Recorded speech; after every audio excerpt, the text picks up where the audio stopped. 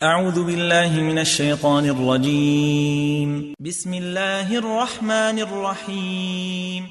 سورۃ الکہف قرآن مجید کی 18 سورت ہے جس میں 110 آیات ہیں۔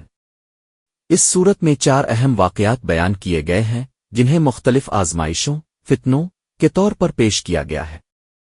ڈاکٹر اسرار احمد کی تفسیری وضاحت کے مطابق یہ واقعات اور ان کے نصیحت آموز پہلو ہمیں زندگی کے مختلف چیلنجوں کا مقابلہ کرنے کی رہنمائی فراہم کرتے ہیں۔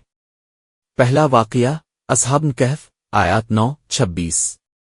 واقعہ کا خلاصہ: یہ واقعہ کچھ نوجوانوں کے گروہ کی کہانی بیان کرتا ہے جو ایک ظالم بادشاہ کے دور میں اللہ کی وحدانیت پر ایمان لے آئے تھے۔ جب ان کا ایمان خطرے میں پڑا تو انہوں نے اپنے آپ کو محفوظ رکھنے کے لیے ایک غار میں پناہ لی۔ اللہ نے ان کے ایمان کی حفاظت کے لیے انہیں 300 سال سے زیادہ کی مدت تک سلا دیا۔ جب وہ بیدار ہوئے تو ان کے شہر میں حالات بدل چکے تھے اور لوگ ایمان لے آئے تھے۔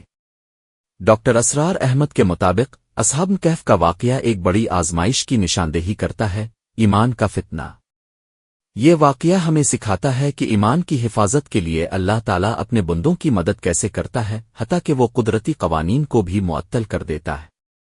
اس کے علاوہ یہ واقعہ قیامت کے دن کے تصور کو تقویت دیتا ہے، کیونکہ اللہ کے لیے مرنے کے بعد دوبارہ زندہ کرنا کچھ مشکل نہیں۔ یہ واقعہ ہمیں بتاتا ہے کہ اگر ہم اللہ پر کامل ایمان رکھتے ہیں اور اس کے راستے پر ثابت قدم رہتے ہیں تو اللہ ہمیں ہر قسم کی آزمائش سے بچانے کی قدرت رکھتا ہے۔